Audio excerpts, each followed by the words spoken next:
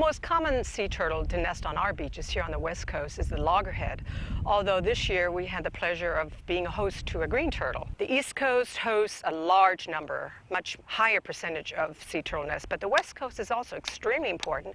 We're the host to those turtles that migrate through the Gulf of Mexico. We are host to the loggerhead and certainly the Kemp's Ridley. Sea turtles spend the majority of their life in the ocean, but they are extremely dependent on land as well.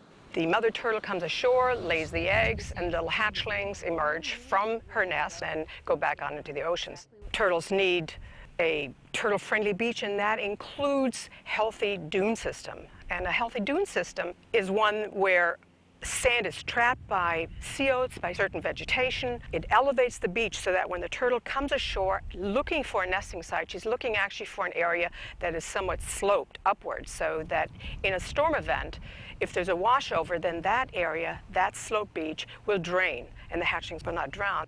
The dune vegetation, of course, is the buffer to storm events. The sea oat roots trap the sand, build the beach up, turtles nest, then the remnants of what's within the turtle nest provides nutrients for the sea oats and other plant vegetation.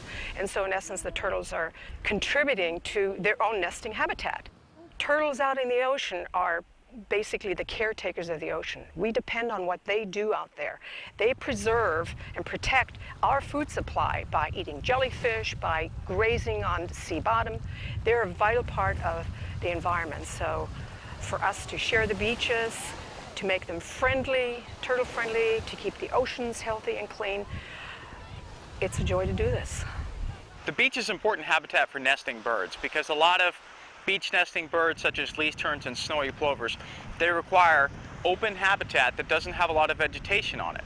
Because these birds, they do two things. Their eggs are really cryptic, which means they blend into the sand to camouflage them, and two, without any vegetation around, they can see predators coming from a long way away. Species like snowy plovers are threatened in the state of Florida because of very low populations. And so any little piece of habitat that we can give them on the open beach is really important for these species.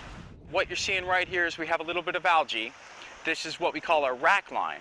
And this rack line becomes really important for migrating shorebirds because it holds a plethora of lots of food sources, isopods, small invertebrates, small insects, which migrating shorebirds such as the red knot really depend upon.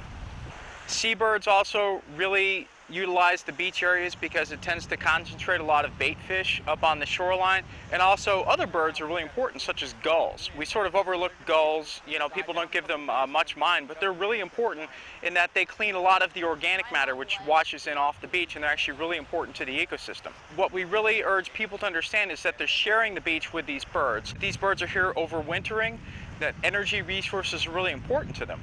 So what we need to do is just give them a chance on the beach, share the shoreline with them.